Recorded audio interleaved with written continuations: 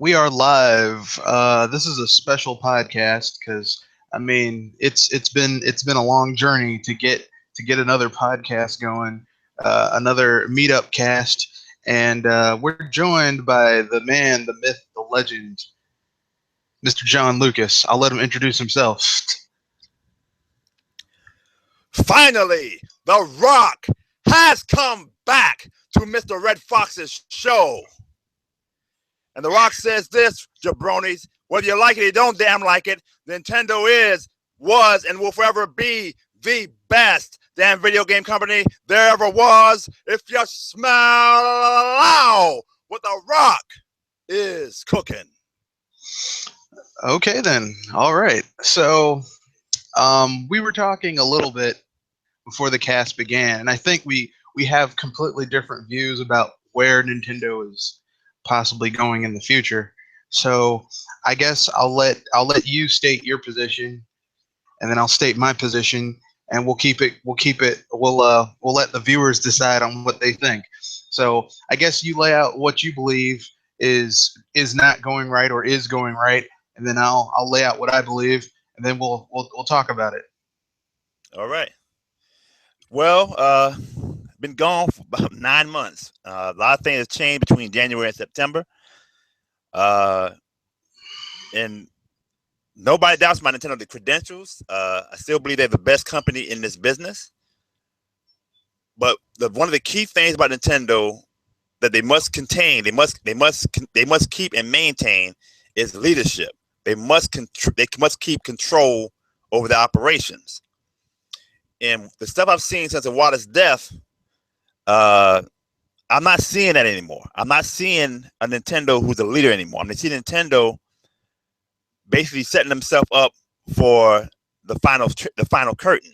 I'm getting very dramatic with you, Mr. Red Fox. You had a podcast called F the NX a while back, Mm-hmm. and I shared that sentiment in an abstract because this NX, I'm gonna break it down like this. We got to understand the scenario of what we're looking at here.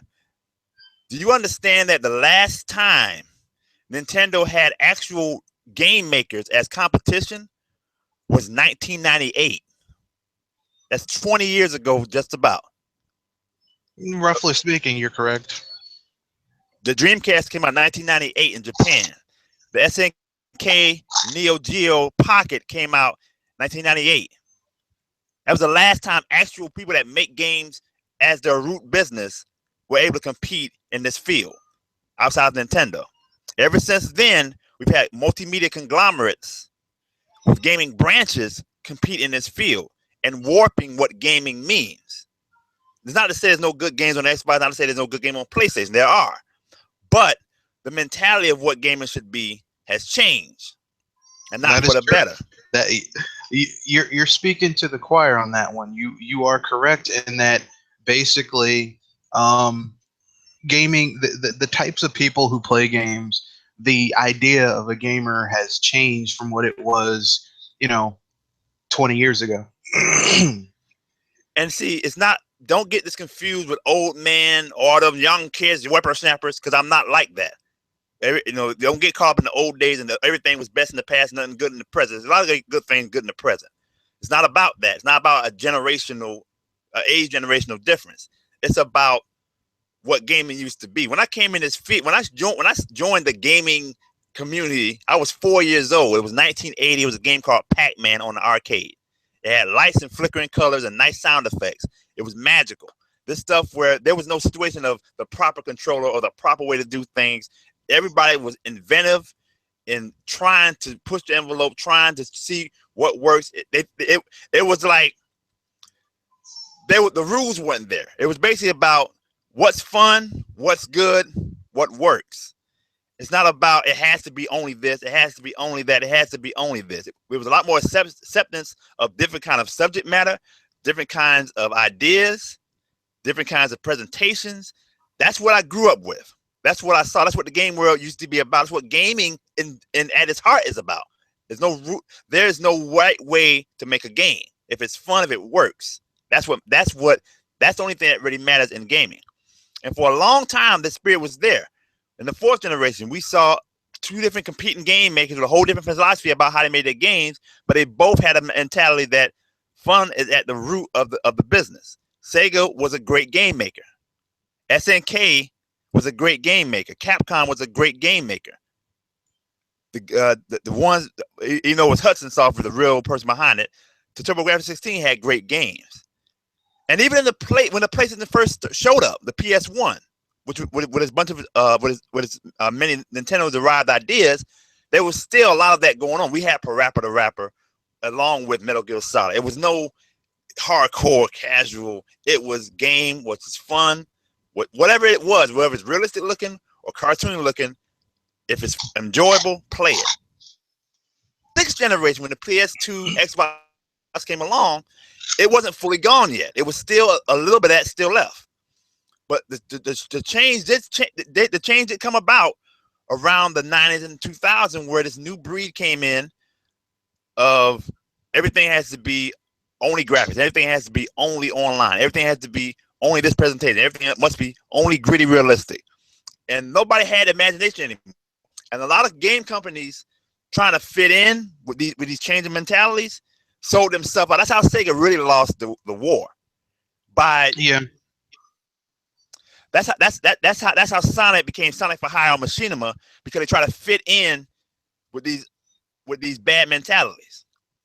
And now we have a situation where gamers are paying a subscription for the online they already own.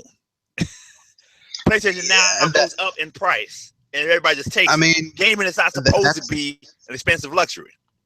That's the reason I never bought into the Xbox Live, Xbox, any of that stuff, because I was like, wait a second, I already pay for high speed, I already pay for internet. Why am I paying you? You know, for and they say, well, it's to maintain the servers, but most of these games, like 60, 70, 80% of the games are peer-to-peer, which means my internet connection is doing the heavy lifting. So what am I giving you money for? You know. And the truth is, once all of the originators, once all of the game rooted people started one by one dropping out of prominence in the industry, the only one that was fighting for the old values was Nintendo. And Nintendo had the power and the business acumen, along with the art sense, to survive the giants.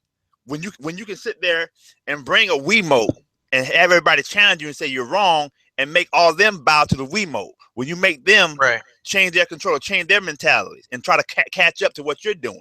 When you had the underdog console. Can we be fair about one thing? They've always taken stuff. Like, even when Nintendo wasn't maybe, you know, in terms of install base and stuff like that in the forefront, everyone else was taking things from them. But I mean, that goes without saying. But I mean, they were so adamant against, you know, what the Wii stood for, and the Wii to me was an extension of the past, where it was about there are no rules and how to put this together. There are no standards. Just have fun. Yeah. Just have fun. Let's try new things. Let's try new ideas. It's creative. You have a good concept. You have a good concept. You market it. You sell it, and it makes money. If you know what you're doing. And Nintendo was able to somehow push the creative envelope while also maintaining a business portfolio. But they made money with integrity in their craft. That's hard to pull off, because you have a lot of people that create great art, but they can't get exposure. They're starving artists, right? Right. And then you got people that make great money, but the stuff they create is not worth keeping. Michael Bay. Yeah, the Michael Bay era. Yeah, a lot of the big budget but throwaway stuff, right? Yep. And that's not just in games; that's in every medium that you can think of. It's, you know, books, movies, TV. It's hard to create great art and great business at the same time. Nintendo was able to somehow do this generation after generation on two unique platforms. That's impossible. That nobody has ever been able to do this in the industry's 40-something year history. Nobody. So they have been the leaders since they came from Japan to America and locked it down with the NES in 1985. They have been the leaders of this industry. I don't care what you see in a market share on a home console race. when you look at the overall picture, they outsell everybody, and they outcraft everybody. They have been the leaders in the industry, whether they're the market leader in a section or not. Even this generation, they are the leader. They have outsold. Hold on. Let me tell you what I say. Even in this generation, the 3DS has sold over 60 million units. The Wii U 13, 14, I don't know what it's at right now. You put that together, that beats the PS4 and the PS Vita. They are still the market leader. They might not be the whole console section. I wasn't going to disagree with you. I wasn't going to disagree with you. I was going to simply say this. One of the things that people like to harp on is like, well, they look at the install base, but here's what you have to remember.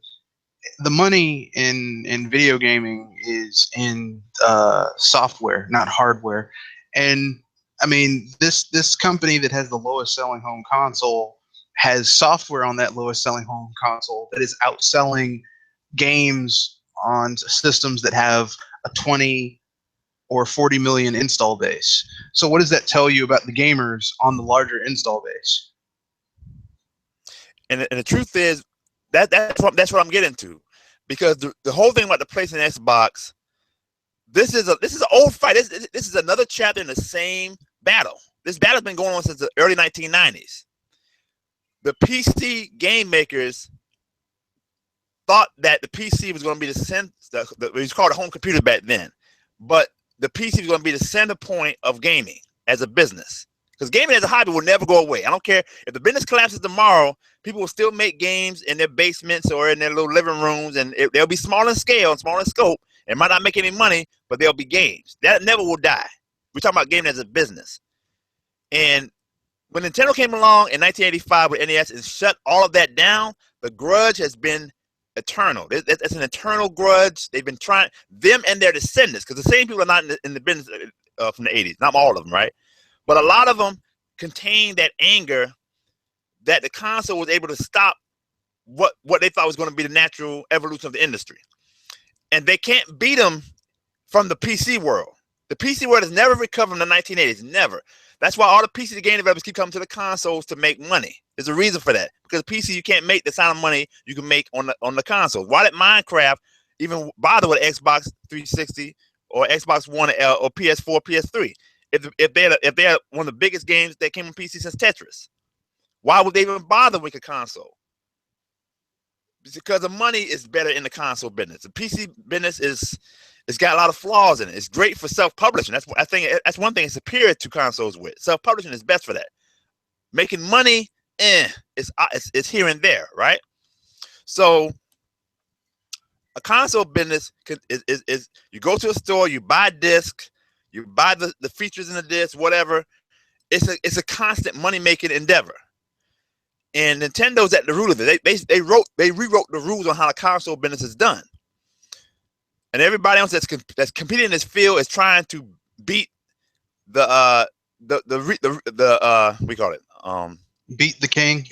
Beat the guy that rewrote the book at their own game. But they can't do it. The fact that you have to have a multinational competitor even fight. The thing is a card company. It's a toy company. How in the world is Microsoft one of the biggest computer companies in the world struggling against this character? How is Sony, one of the former electronic kings of the world, struggling against this competitor? They have to lose millions and billions of dollars just to compete, not just to beat, to compete.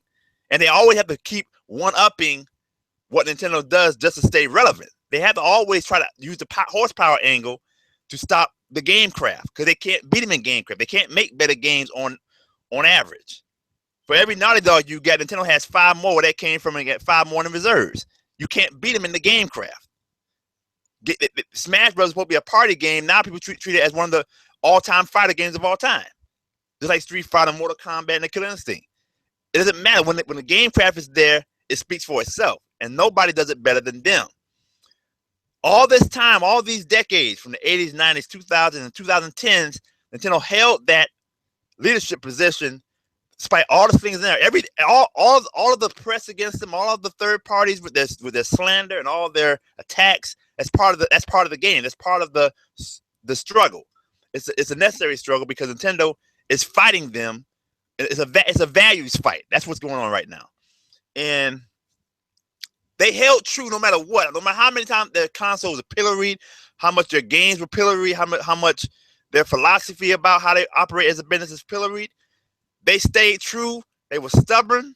They dug down their heels and said, "I dare you to move me from the spot. I dare you. You're not gonna move me because I'm right." You have to be. Sometimes you have to be the one man. You have to be like Colin Kaepernick and stand against the tide and bow that knee when the people are wrong. When the people are wrong, you stand your ground. And that's what Nintendo has always done throughout all these generations until now. And this is the problem I have with them. We gotta understand that 5 years ago, 4 years ago, a lot of stuff that you're hearing about the NX right now, they were saying about the Wii U. Or the third party would come along, they would bring all the ports and all the stuff over. It's easy to develop for, blah, blah, blah, blah. We hear all of that propaganda. I've heard all the tech hype for years and years. I've heard tech hype since I was a teenager. I'm numb to tech hype. I don't care about tech hype. I care about results. I care about when you put something out, you stand by your system, right or wrong, and you make sure this thing succeeds. They didn't walk out on the 3DS. They fought for the 3DS, and the 3DS is now a success, despite mobile. Mobile has crunched it, but the 3DS is able to sell $30 games and survive in the age of freemium. They won that fight. They didn't fight for the Wii U. They had the Wii U. Listen, give Sony credit. PS3 was a failure, and they fought for that thing and gave it a 10-year span, didn't they? They didn't walk out on the PS3. They fought for the PS3 until it became somewhat successful. Maybe not financially successful, but successful to their audience. They fought for their audience. Give Sony credit for that. Nintendo is not fighting for their platforms anymore, and that is where I'm seeing them losing leadership. Because you got to understand this, Red. The only reason Nintendo can survive against these multinational conglomerates is because of their devotion to their audience, because of their game craft, and because of their strong business acumen. No matter what, Nintendo's like the great deku tree in the Kokiri forest. No matter what happens in the world, they always gonna be in that forest, giving Link his words of encouragement. He's always gonna be there as a solid rock. They've always been that. Once they lose that position, they're gonna be washed out to sea like Sega. Nintendo is making the most fatal mistake in this rollout between Wii U to NX I've ever seen. I never thought they would do this. I knew they would sabotage the other two competitors. The fact that they come out 2 years after the console comes out with a 1.5 model, what's the point? You haven't done the PS4 yet. You haven't done the Xbox One yet. All these remasters, all this rehash stuff. You've barely put out any 8-gen games in this generation in the past 3 years, and you want to move on to another platform and pay another $400 for another platform? Come on, that's bullshit. Well, I have to say I agree with about 75% of what you just said. If I would say that the 25% I disagree with is mostly about I don't think this is necessarily a mistake for them.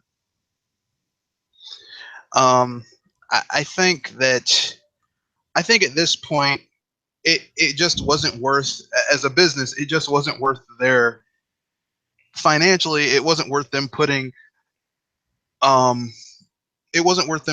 all their energy and emphasis into continue to supporting the system. Because indies can only do so much, you know. Say again? I can't hear you. I said indies can only do so much.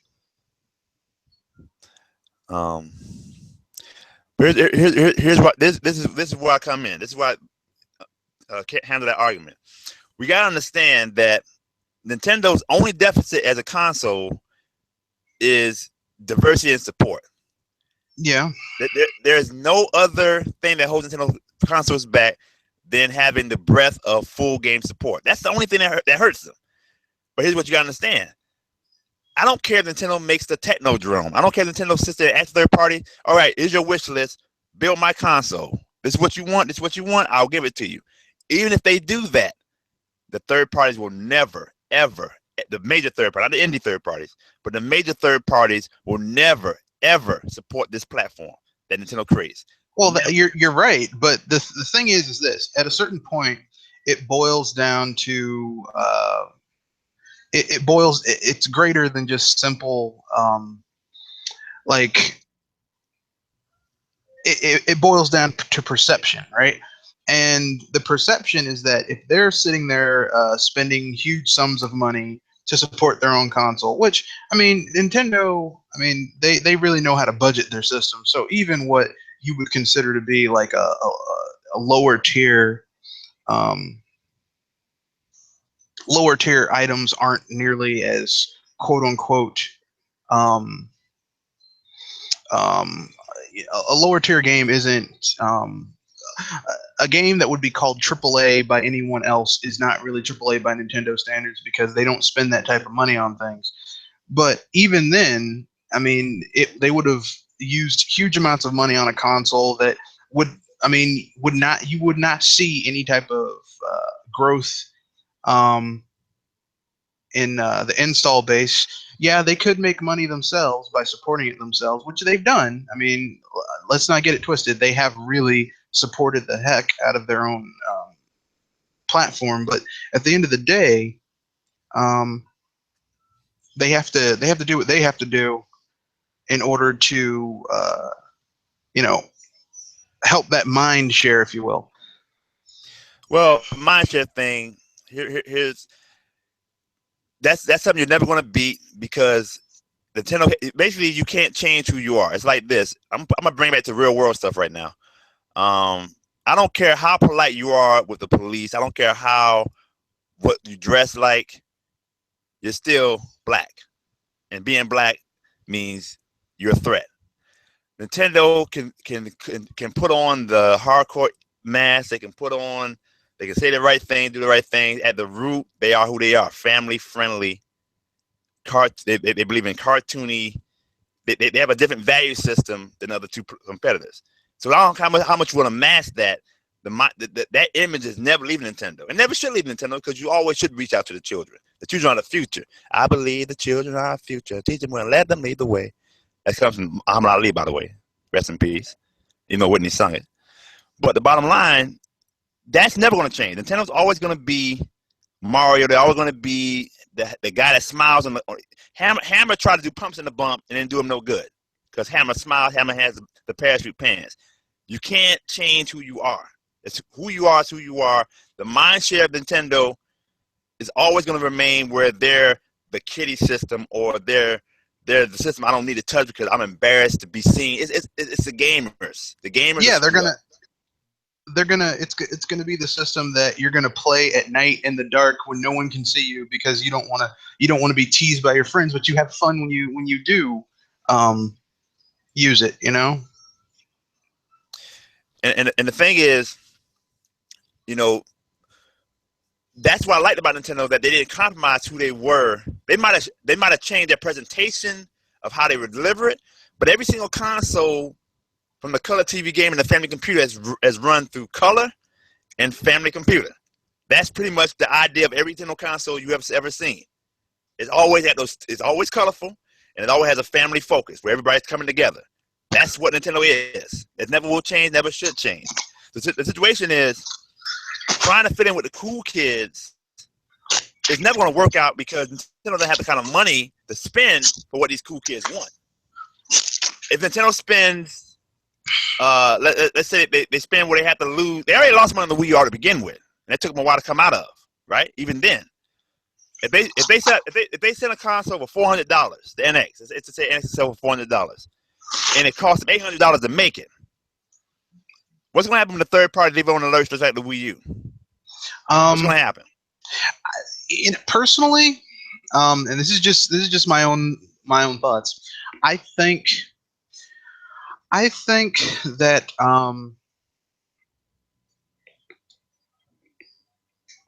that and this is where I kind of disagree with you on a few things. I think the Wii U was. I mean, I think Nintendo. It's in their name. Leave luck to heaven. Like, I think that they personally like. I think their 8th gen system was basically just a It was like, if this thing takes off, it'll be great. But if it doesn't, we have something in the wing. Either way, this is gonna make us some money, and we're gonna push the industry to go a certain way.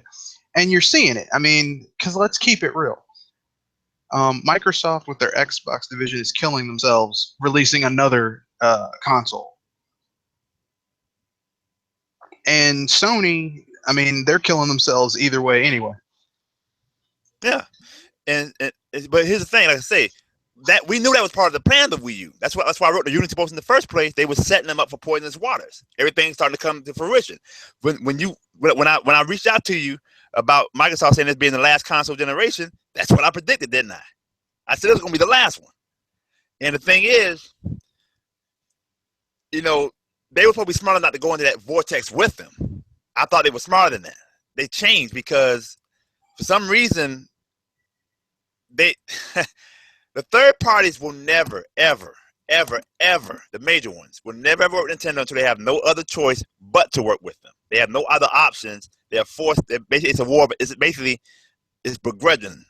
support. In Japan, on the handheld console scene, yes, Sony exists, but Nintendo's where you're going to make your better money. So third parties work with them on that front. Yes, you have the mobile market too, but they still work on the handheld because the money is stronger there. Freemium is like it's like either goes really big or not at all. If you get a scratch off and you get play again, or you get the multi-millions. It's a lotto market. So console is more solid, dependable money, which is why Nintendo survives within the mobile onslaught. But the situation is, you can't. There's one thing when you leave your base, trying to go for the other guys, the other team that don't believe in you, and then losing your base in the process is a double loss. Because no matter what Nintendo did, right or wrong, their base stuck by them. The Nintendo diehards will always buy every game they make, every platform they make, every peripheral they make, and keep them afloat against the giants because of their ability to stand against the tide. Right? That's what we liked about them. So when you abandon the guys who bought into your platform and expected you to support it with all the games, all the franchises, and a lot of Animal Crossing fans, I play Animal Crossing. They were expecting the Wii U. They bought the Wii U for Animal Crossing because Nintendo never misses. They always go from home console to handheld, home console to handheld. They're gonna go in this generation with a spinoff. The spinoff is all right. I like the spinoff personally, but it's not an Animal Crossing game. Everybody was expecting a Metroid game on this platform. They didn't get that. People were expecting the F-Zeros. People were expecting the game they come to love and enjoy, and they're not going to get it on this platform. They've invested in something that they actually get left them with blue balls. So Well, I mean, next time, listen. So the next wait. So the next time Nintendo come on the platform, they basically ask you to buy them on faith, but they bought you on faith before, but you abuse that faith. Now they can't trust you. They don't know where you're going to stand by your platform. So the NX goes through another Wii U sludge. Are they going to walk away from the NX in 2 years? And when the going gets rough? That's what people have to think about now because they walked away from it. Listen, a console generation should at least go, and I don't believe in a 5-year console cycle to begin with, but the honest truth, it should go longer, not shorter. But at least give the thing 5 years before you start moving on.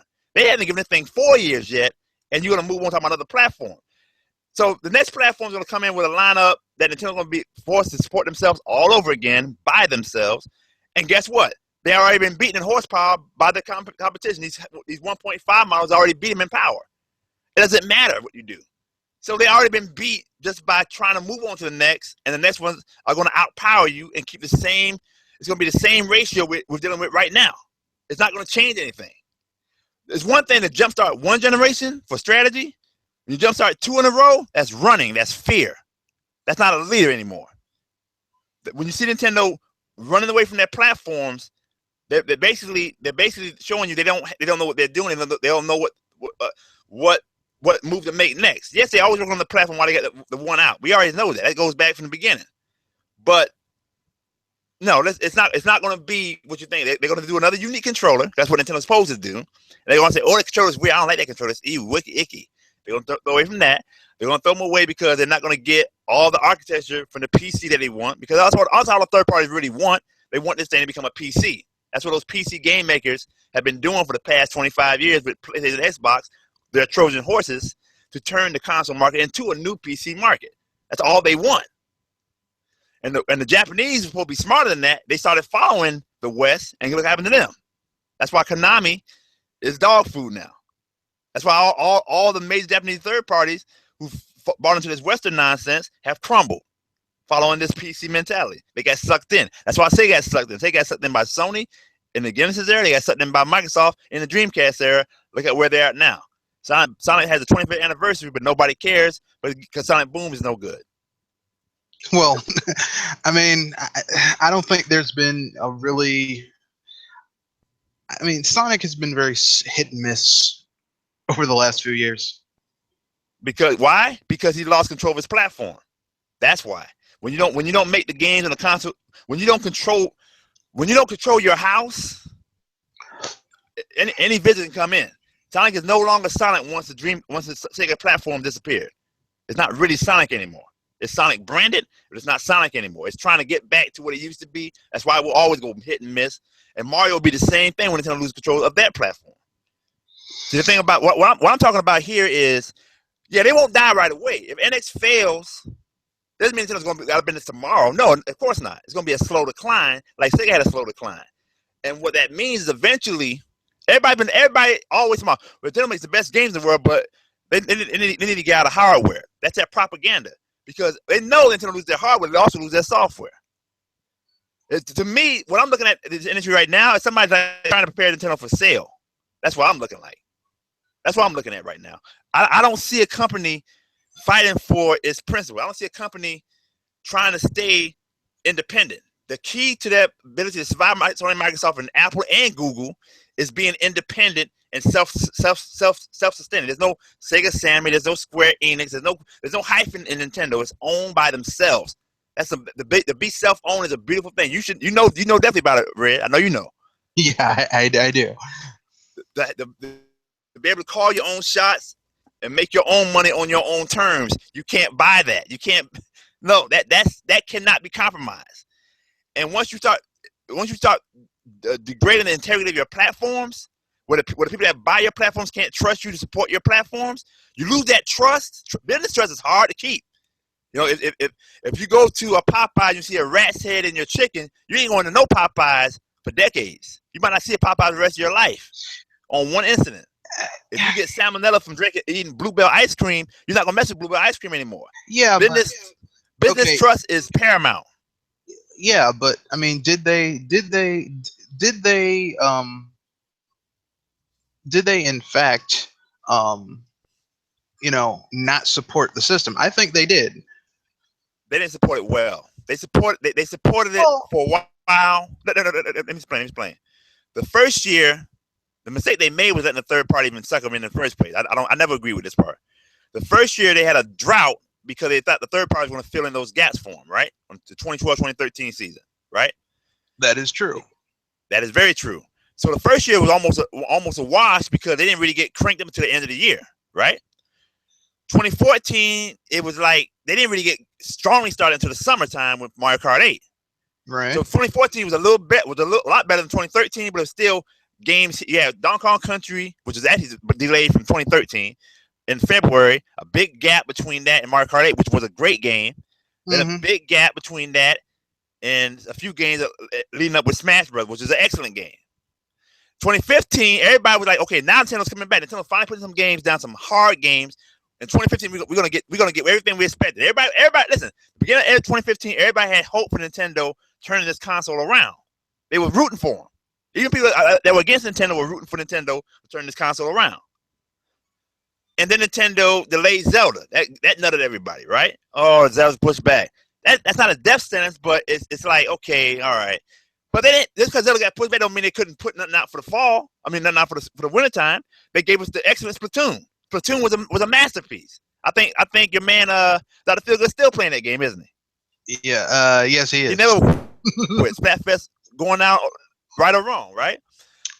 Then you have Super Mario Maker, which is a masterpiece of masterpiece. They were starting to get their druthers back, right? And then because of Zelda being pushed back, they gave us Xenoblade Chronicles X, another masterpiece. So that was a good way of saying, okay, we volleyed this year. We couldn't give you everything you wanted, but we gave you something. And 2016 should have been the year. I've been saying this when I was on the podcast. They should have dropped all the hammers in 2016. That would have turned the mindshare around on this console. With Zelda capping off this Christmas season, mixed with unexpected releases, that would have brought the confidence back into the platform would allow themselves the back catalog and the front catalog. They could extend this console as long as they wanted to with enough. Well, it's about timing. Sometimes it's about putting it out at the right time. That's the whole thing about Nintendo Directs, where we watch them to see what bomb they're going to drop. We're going to watch them to see what surprise they're going to have, because they always had a surprise. We didn't see Cloud coming. We didn't see Bayonetta coming. Just an announcement of an expansion pack had us going crazy. That's what Nintendo can do with a surprise announcement that they're going to keep it under wrap. We won't know what it is, and when it comes out, wow.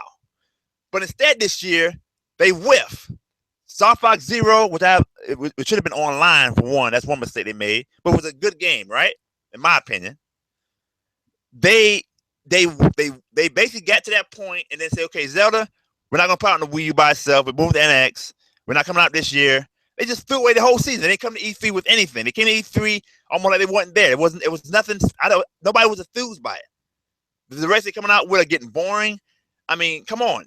They've lost that. I mean, there's one thing I do have to say.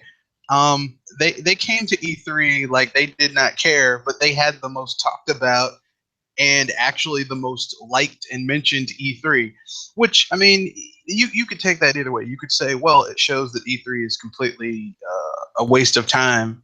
You could say it's a sign that it's dying anyway, or you could say that basically it just showed that, like, the traditional show at that particular place just isn't worth it anyway. See, the thing is, Nintendo was ahead of the ball on that, because E3 was it came to fruition when the Sony was rising. It was always a big fluff show. Mm-hmm. And Nintendo, they conquered E3 in 2006. When they came in 2006, they conquered the show. They had to ban it for 3 years because it was too embarrassing. So that they came back again. Nintendo said, you know what? This whole stage show is out. It's the internet age. Why are we sitting there going to this big old long press conference? Everybody came to see the game. Nobody cared. The whole thing about E3 in 2006, when people stampeded to that Wii line, it's supposed to be about a press event and the media passes. They brought it to the people, the people's champ, And when they said, "Oh, this stage show is stuffy," and for these little media hacks, screw the media. We're going direct, Nintendo direct to the people. We're going to bring you the games. We're going to bring you the treehouse. We're going to bring you gaming for the people. That's what it's always supposed to be about. And that's why I'm glad they got ahead of that curve by saying, screw that, it's a digital event now. We're not going to go out there with that ridiculous stage event. You came to see the games. All this other stuff is fluff. So that was right.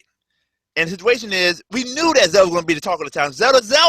Of course it was going to be the biggest game to talk about. Breath of the Wild will never be Breath of the Wild. It's Zelda, for God's sakes. Zelda just showed up in a cameo in 2014 and had everybody talking.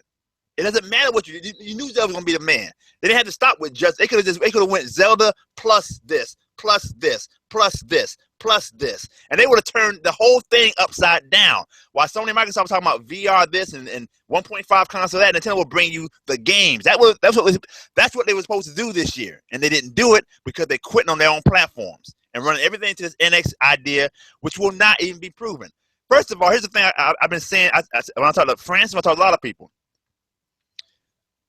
When you get another console, the first thing people want to ask are, where's the next Mario Kart? Where's the next Smash Brothers? Where's the next franchise? This and this and that. They're supposed to be new ones every console, a new franchise every console, right? But they're expecting the new version of what they already seen from that old ones, right? Smash just came out in 2014. It's only 2 years old. It's only 2 years old. Mario Kart came out in 2014. It's only 2 years old. Head to the 3 once we get to 2017. It's very young. You look at the spaces between releases of Mario Kart and Smashes. Mario Kart comes out every 5 or 6 years on a home console. 1992 Super Nintendo, 1997 64, 2003 GameCube, 2008 Wii, 2014 Wii U. So the next one is probably going to hit 2019, 2020. You think they're going to wait 2019, 2020 for another Mario Kart? Smash Brothers only exists because Sakurai gets cajoled into making it every day. It kills his health. He's making the game. He busted his ass trying to make Smash Brothers 3DS Wii U. You think he'll come back and do all this process again for NX? I'm going to keep it real. I think, in my personal opinion, this is just my own thoughts. Okay, I'm not saying that I know anything, but this is my own thoughts. I think that this upcoming device. I don't know if it's a console or handheld, or I don't know what it is. But I think that I think what they're going to do, this is just my own personal opinion, I could be wrong, is I think they're going to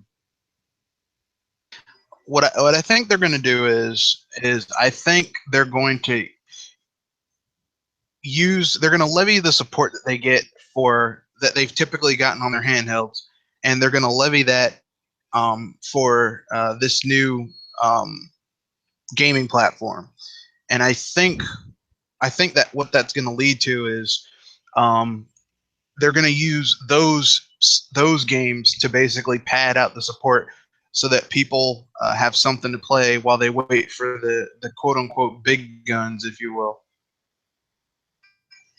Well, what that means is, every year when it comes to technology, a year is a lifetime, and you think they're gonna wait that long for these games to come out? They had to struggle to get the HD development in this generation, right? So, and they complain about the graphics, even though Xenoblade Chronicles X in game size is bigger than the big wigs on other platforms. I mean, the game is not a game; it's a lifestyle. So the scale of gaming is already huge. They want to be for the next one, right? So if they're struggling right now with that, what makes they won't struggle on the next one even harder? And the people, back in before Yamauchi stepped down, he recognized the whole thing about downsizing this power creep is because you'll never. What's the highest number, Red? There is no highest number because basically numbers go up to infinity. To infinity. That's what you call insatiable. You'll never. It's like some women that look out for a bigger, better deal until they've outcounted all the men. There's a peak. You can't have infinite growth in a finite world. You know what I'm saying? So the situation is you will never be able to satisfy these imaginations because everybody's trying to create. Basically what I figured out throughout this generation. I learn something new every generation. I wrote it before. I'll say it here. There's two distinct philosophies in this video game field, and it's based on the word itself. Video game, split in two halves, a compound word. Video and game. Nintendo sees video games as games in video form. This is another version of a game, right? While the other guy sees videos in game form. I see that part that sees video in game form, they want a virtual reality simulator. They want a second reality on a more spiritual way of saying it. So they basically look at real reality where you can get shot in the streets or you can get pulled over or your wife divorces you, you stub your toe, you get laid off. Real reality bites, right? There's a movie about that. So second reality, I get to be the Lord. I get to be Asgard the Conqueror. I get to be the football field commando on Madden. I get to escape my reality and make a second reality. That's why this is the push for realism, Brad. Understand that. That's what pushes that. Because they want to create reality twice. Because I don't care what these game engines do, nothing beats the Divine's graphic engine. Where you believe real reality? Yeah, you can't get this kind of resolution on a game screen. The real reality is way more complex than what these guys do in their game making, right? They approach reality, but you'll never touch real reality. I know you've seen that thing called Creepy Girl, the little Asian face. And it's like realistic, but it's creepy at the same time because the eyes look dead. Yeah, I don't know if you've seen it. Yeah, I know what you're talking about. Yeah, it's like Uncanny Valley to life. It's creepy. Yeah. See, the whole thing about the reason why cartoons like The Simpsons, which is very abstract, seem more realistic because they capture human emotion correctly. It might be exaggerated, but it captures the feel of emotions. When you get closer to reality, it's basically like this. They know that the cartoons are fake, and they see what it's trying to do, so that's more endearing. A little Android robot is cute because we know it's a cute little Android robot. When you make it it's like as much as the human as possible, but it's missing a few elements. we're looking at that thing as supposed to be human, but we found out it's missing elements. It must be fraud. That's a biological response that makes you say something sick about it. It's like zombies. Zombies look human, but they're diseased and messed up. So they're repulsive. They make you sicker than something that looks more abstract because you're expecting a human and basically you go to Rio and you're expecting to get a girl and you get trannies. You're getting a fraud. You see what I'm saying? So no disrespect to the trans community. I'm just saying that when you're expecting a certain thing, you get something as a false facsimile. When you're expecting gold and get fool's gold, it makes you sicker than something that's supposed to be obviously a pale imitation, right? Correct. When you're expecting real money, you get counterfeit. It makes you sick because you thought that was real money. You came for what you came for, and that's what happens when you have people trying to get reality on these game consoles and stop respecting that this thing should be an art form anyway. Even if you do it in a naturalistic style, it's still art. They're not trying to create art. They're trying to create a reality, a second reality that they can manipulate. So the game thing is just an excuse for these virtual reality aims. That's all it is. It's a backdrop for the virtual reality. While Nintendo doesn't see it that way, they see things as a game with video forms. It might be more cartoony, might be more realistic, but it's a game. That's why every one of their characters really is a game function. They put a character on top of a game function. The whole thing about the Squid Sisters and the Inklings and what you got is a game function that they made a character. They anthropomorphize. I don't know if I'm pronouncing that right. Game functions. They put a character to a function, and that's what makes their stuff last longer because of how they come up from the natural source of the game. Like I said, it's a values fight. It's been a values fight for 25 years. We think this thing goes away. It never goes away. It's ever present. It's a constant battle. It's a constant war. And the third party, when they were basically under the thumb of Nintendo, there's nothing wrong with one choice. I have no problem with that. Nintendo needed more competition. Yes, they needed the right kind of competition though. They needed game makers at competition who would advance the craft. That's what we need. I don't care about them wanting to leave Nintendo for control, but I want them to care about game craft. I don't mind other game makers in this business. I don't want outsiders who subvert what gamers should be in this business. That's what I don't want. And that's the kind of values we've been dealing with for 25 years. It started subtle and it got more and more pronounced every generation, every few years. And now we're at the culmination where people expect to spend all this money and microtransaction this and microtransaction that, and spend all this money for what's supposed to be a cheap luxury. Gaming is supposed to be what a poor. Think about it. It's more important. Gaming is more important for the poor than any other group. Why? Because most poor live bad realities, and gaming sometimes is our way of getting through a bad situation. There's a lot of people that without games they might not get through the day. Some people don't want to smoke. Some people don't want to drink. They use games to deal with stresses of life, to see a world they can't see normally, right? To escape from this world for 5 minutes. So when it gets too expensive, how are they gonna be able to afford this? There's another reason I'm talking about this stuff. Nintendo, they complain about Nintendo's online, blah. Online, Wii U online is free. It might not have all the features you want, but it's free. I don't have to pay. I don't have to think about this no more. I paid my internet subscription, and I can just play games. I don't have to think about it. Everything on there is optional if you want to buy anything, and it's cheap if that. Why everybody else wants to make you pay more and more and more and turn it into a rich man's game. You got to buy a whole new TV. You got to do a whole new this and a whole new that. Too much investment for what should be a throwaway fun exit pastime. Without Nintendo here to keep that in check, it's gonna be runaway. Without the post office around, what do you think UPS and FedEx are gonna do? You know what I'm saying? It's not just the games I'm trying to protect when I vouch for Nintendo like this. It's the whole paradigm of what we're dealing with here. And if they lose their leadership position, if they lose their platforms, if they can't make money on their platform anymore, if they can't succeed on their platform anymore, they start losing money hand over fist, trying to keep up with these insatiable demands and wants, you're gonna lose that. You're gonna lose a lot more than Mario and Zelda and everything. It's more than the games you're gonna lose. That's what I'm talking about. Well, that's a fair assessment. I guess I don't have as dour a view of what's going on as you do, but part of it is just because they've never caused me to worry. Like I've never felt worried about what they were going to do. Because well, I've never been comfortable with how they left the Wii. Even when I said the Unity post, I said they always made a mistake in that transition because the Wii's life actually had a long. If they because a lot of people were buying like Wii games get on the top 10 on the Christmas charts, way in the world of the 2014 and 2015 even. Wii games, the Wii version of Just Dance was continuing to sell for some reason. I don't know why that thing would keep hitting the charts.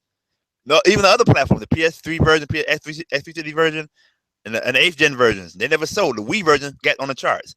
So the Wii's natural life was cut short to make room for the Wii U.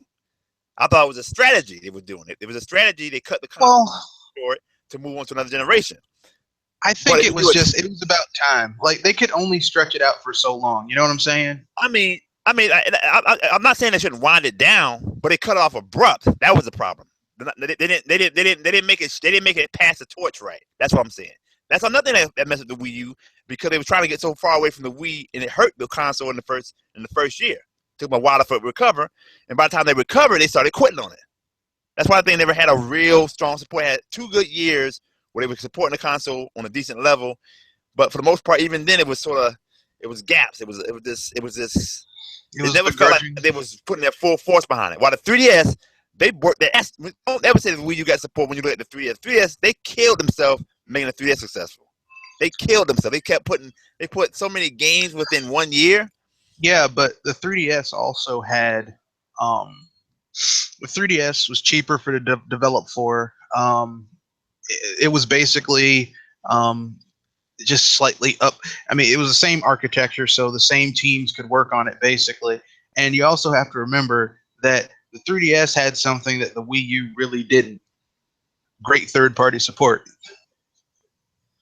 Well, like I say, that only exists because of Japan. They didn't have Western third-party support, did they? You're right. But you have to remember, I was one of those dummies who bought a 3DS like day one it came out. You had Super Street Fighter 4. Yep. And Legend of Zelda: Ocarina of Time 3DS. That came a little late, actually. It was Pilot Wings and then Nintendo. Yeah, Pilot Wings. It was a desert. Okay, it was a desert. But third parties stepped up, and you had some really good games on the system. The Japanese third party, especially, yes. Yeah, well, and then eventually the indies showed up. Then the indies showed up, but you're right that it was Japanese third party, but still, aside from all of that, it still was. Plus, it had backwards compatibility, which meant you still could have a lot of stuff moving forward. You could use your same stuff, which is backwards compatibility is one of those things that I'm a huge fan of. Yeah, and the thing is, like I say, the 3DS, I had less problem with the 3DS on launch than I had with Wii U on launch. The problem I had with 3DS mainly was, well, they had lame colors for one. That blue and black alone was boring, and their launch lineup was lacking, and their price was over high. But they fixed those problems within the first year.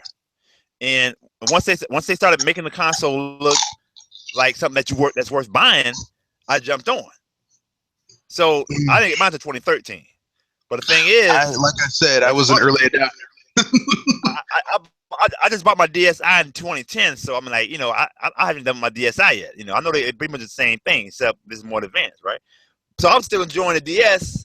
I didn't get my DS to 2007. I was, so I was enjoying that generation, and I'll get to the 3DS when I got to 3DS. When I got 3DS, it was already there, and it had they supported the platform right themselves beyond the third party. Third party just helped it out, but the internal support from Nintendo on the 3DS was marvelous. They did that one.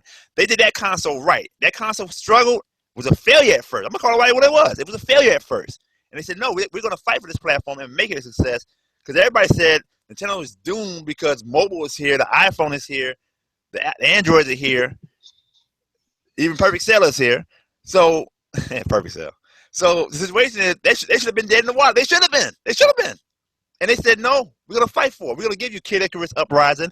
We're going to give you Pokemon X and Y. We're going to give you more Professor Layton. We're going to give you more of the 3D Mario and the Mario Kart. We're gonna give you all of that. We're gonna give you some Fire Emblem. We're gonna give you games you didn't think you wanted, and we're gonna give it to you. We're gonna give you Luigi's Mansion. You didn't see that come, did you? Huh? Well, what you want? We're gonna throw so many games in your face that when you look at this console, you can say, "I got my money's worth and then some." That's the Nintendo way. That's how they do things. The GameCube was a failure in the marketplace, quote unquote, right? They worked their ass off on the GameCube. The GameCube got 3 Zeldas. 3. The GameCube got just about every franchise that they had running and a few extras. They worked their ass off of the GameCube. So even when the GameCube was over, people said, okay, I got my money's worth in the GameCube. I'm ready for the Wii now. I didn't have a problem with the GameCube Wii transition because they performed on the GameCube. So your primary issues boil down to 2 things. You think that the leadership of the company is in such that you feel that they're giving up their rights as the leaders of the industry, and secondly, you feel that they didn't support the console as well as they should have. Yeah, this is the only console I've seen them outright screw up on. They always exception to every rule is the Virtual Boy. And the Virtual Boy, which I own that, yeah. I have it. And only I hope you still get it because it's a credit value now. But the situation and the reason that came out is because Yamauchi was shook by Sony. It's a fail on his part because he's the one that pushed Yokoi to push that console before it was. So it's Yamauchi's fault why that came out like that, and that's what led to Yokoi leaving, and it will led to a big dearth in the 5th generation because we lost Yokoi, we lost a big talent, right? But yeah, I'm gonna keep it real. I think the leadership is a little iffy because, like I said, like I've heard a lot of people fanboying out about Kimishima, but I'm like, everything that Kimishima's been doing has basically been a plan that was set up years ago with by Yamauchi and carried out by Iwata. I mean, they're just following the plan. So, I mean, I haven't seen anything that he himself has really brought to the table that it's going to be something new or different or put his own spin on it. And in regards to the second thing, I mean, you're right. They didn't support it as well as they could have. But when you look at the circumstances, I mean, it could have been better. But I mean, you could the Wii U could literally be like the PS4 or the Xbox One right now. Well, not the Xbox One, but the PS4, which is selling a huge amount, has really almost no real first-party support whatsoever. Yeah, because you gotta recognize people might not be buying the PS4 for gaming. That's the thing. That's the whole thing about, and that's that you're buying consoles. But since Sony's not making their money off games, they're making their money off these subscription plans and all these other Netflix and all this other side stuff, which is not, it's nice to have. It's a nice bells and whistle, but it's not the purpose of a game console, which is why you need somebody who puts gaming first in this industry. Once Nintendo is gone from this industry, you can hang it up. The game is going to be ads in your game. It's going to be a bunch of stuff that you're not going to like because Nintendo keeps those guys in check. The reason they won't go further than they go is because Nintendo's still here. Once Nintendo is gone, they won't have any qualms about going their full effort, roll out their full master plan. They're using gaming. Gaming is not what they care about. They're using this as a stepping stone for other aims. They're going to have you buy this, that. It's just a whole pack of garbage. So you think they are they're on the road to ruin? I don't. I really don't think they're on the road to ruin. I think that ultimately they're just trying. They're doing the same thing they did, just with a different approach. Like a lot of people said, well, the GameCube failed, but they simply took the GameCube's technology, learned from it, and applied that to the Wii, because the Wii was essentially a Super GameCube. I have no problem. I have no problem with that. That's what they've always done. I'm not questioning that. I'm saying the way they're rolling it out and the way they're doing it and the timing of how they're doing it. That's what I'm talking about. They always have a plan from the past that comes to the present. That's never been in dispute. What I'm talking about is we can agree that how they're doing it is kind of iffy, but let's keep it real. The new guy is in charge, and the new guy is not like he's the new guy. He's not going to be. He's a banker. deft as a dude who had been who had clawed his way up from the bottom versus the new guy. And that's the problem. That's exactly what I'm talking about. He's a banker. He's thinking about financial bottom line first. When I had that debate against Francis way back December, January, I can't remember when I did it, about Mario Tennis, right? Because why would you bring this game out of all games, right? And it looked like, to me, it was rushed out because it looked like it had plans for extra support that got cut. You could tell that thing had updates planned, and they didn't do it because probably they cut the funding to it.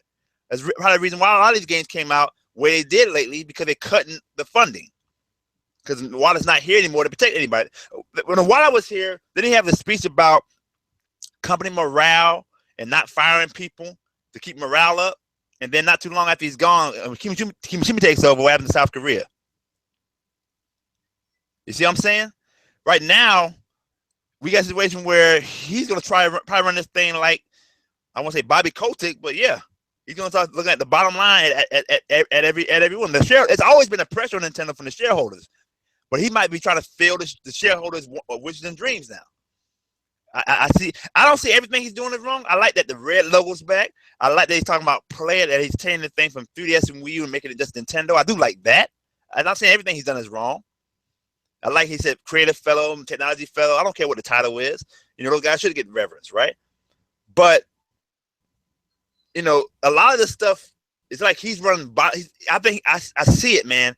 It's been a death of so many industries and creative fields where the money men, the nickel and dimers, the penny pinchers cut up a company. That's what Yamauchi did not want when he made this company a company of artists. He let the artists have to say so first. He said his accountants only care about the ledger. They don't care about what you're creating. And I fear that Kimishima is going to be one of these bottom line penny pincher kind of guys, where the game, it's not going to be about the craft anymore. It's going to be about just the money. The money, you'll get the money if your craft is right. If you sell the thing right and your stuff is good, it's going to make the money anyway. You don't have to worry about the money if you roll it out right. Pokemon Sun and Moon is going to kill this Christmas. Nobody doubts that for 5 seconds, right? Let's turn now to the presidential race, the election. I'm going to be a little bit more optimistic.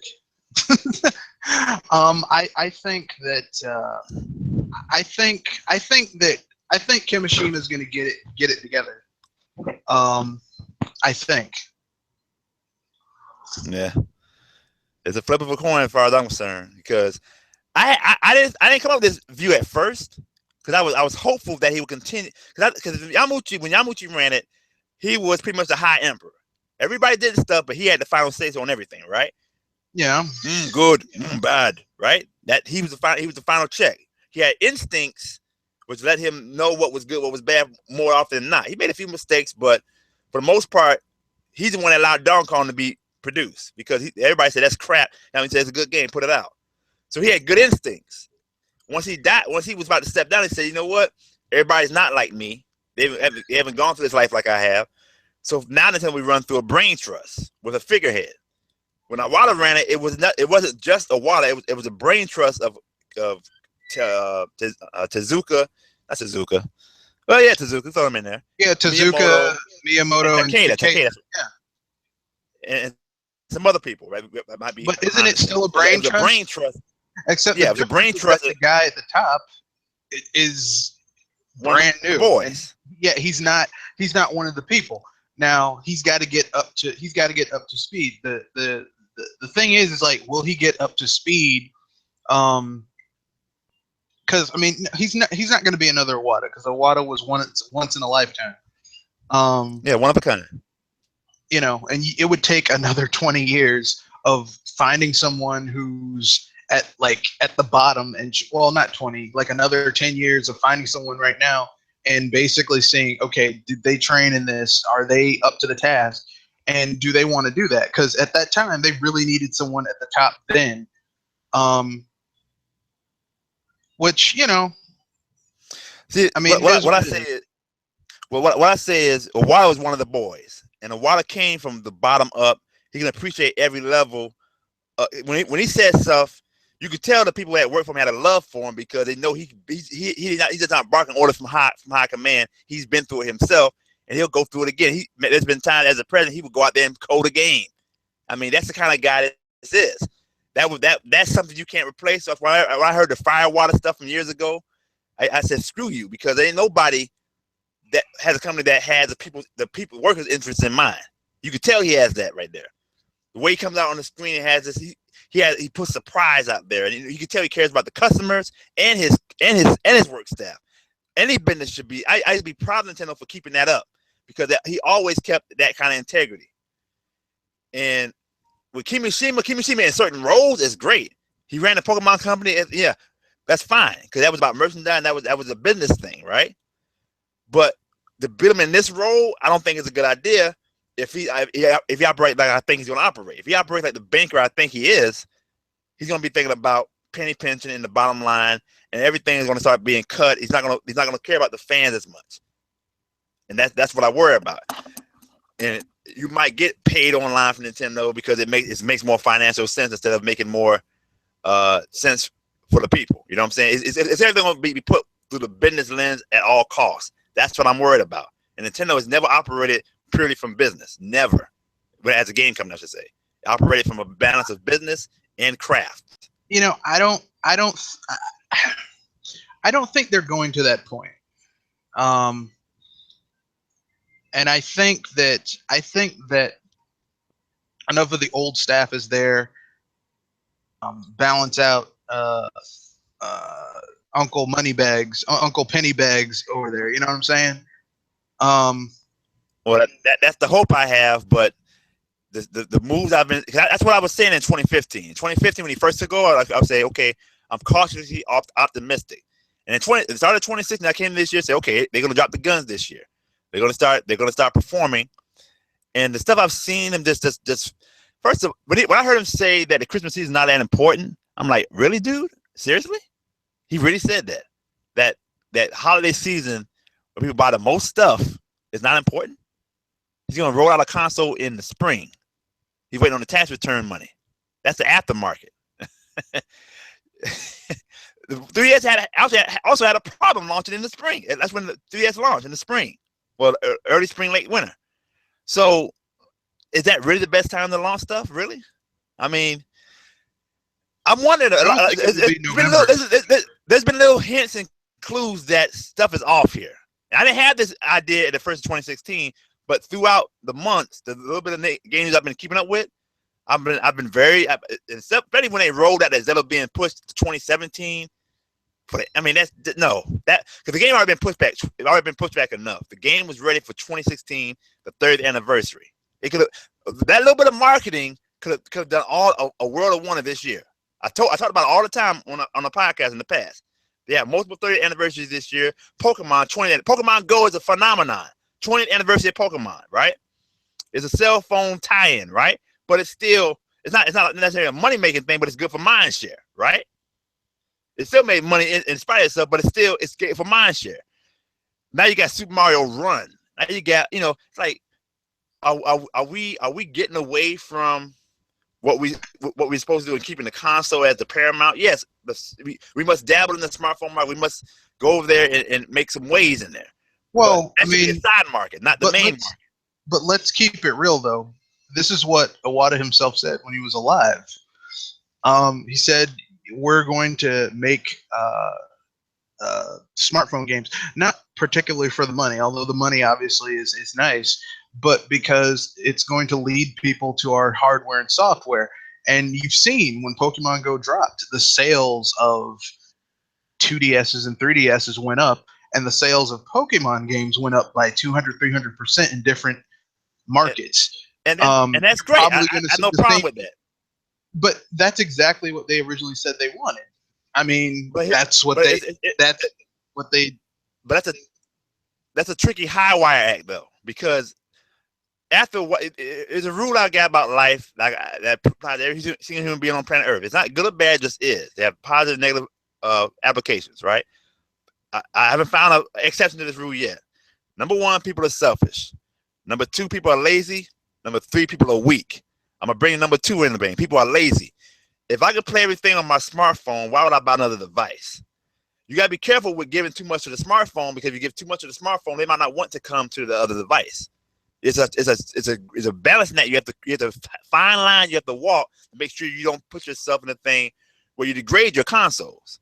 It's working so far, but if they make the wrong moves and get too comfortable with the smartphone setup, they might lose their consoles altogether, because everybody says all in one device. Nintendo's fighting the second PC fight right now. I've been saying this for the longest time. The PC guys, there's multiple versions of the PC guys. There was a high end, basically it was a unified market, and became the high end market and the low end market. The low end market eventually became the smartphone market. And the low end PC, because a smartphone is a tablet PC. It's a PC. Nobody says that way, but that's what it is. So the PC market, which is like an Atari market, once again, is basically another version of undoing the console king. And Nintendo has to be, look what happened. Look, Konami just abandoned a game called Silent Hills, which would have been a masterpiece. PT showed you the idea of what it could be.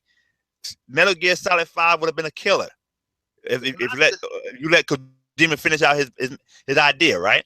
And they want to go and headlong in the smartphone, thinking they're gonna make more money. I guess they'll be dealing with gyms and pachinko for the rest of their life, because their gaming field is not going to last much longer. So the situation is, a lot of guys that jump into the smartphone market find themselves trapped and they can't get out. Well, I'm gonna keep it real. I don't think I don't think that I don't think that their jump, that them putting IPs in certain capacities on smartphones is necessarily a bad thing. I don't think that is going to somehow prevent them from supporting their home console or their handheld or whatever other platform where they own the hardware and they make the software. I don't think that's going to preclude them from supporting those things. It's a tricky balancing act. It's tricky. You gotta be very, very careful. I mean, they've been walking that tightrope for years. So it's not really necessarily, I mean, if they've been able to do it for 30 plus years, the video game industry, I'm pretty sure, what they're doing now isn't going to somehow change it. It's a little different this time. I think it's a little different because 30 years ago, it was a rooted fixed home device. This is a portable device. It's a little different. They've never had no real competition in the handheld field ever. Yeah. And this is the first time that one of their key businesses is about to be attacked. They survived it. They've with Smash Bros. You can't play Smash Bros. 3S on a smartphone. Can't do it. So the way they survived the smartphone onslaught is by making games that you really can't play nowhere else, by making them better on the home console device.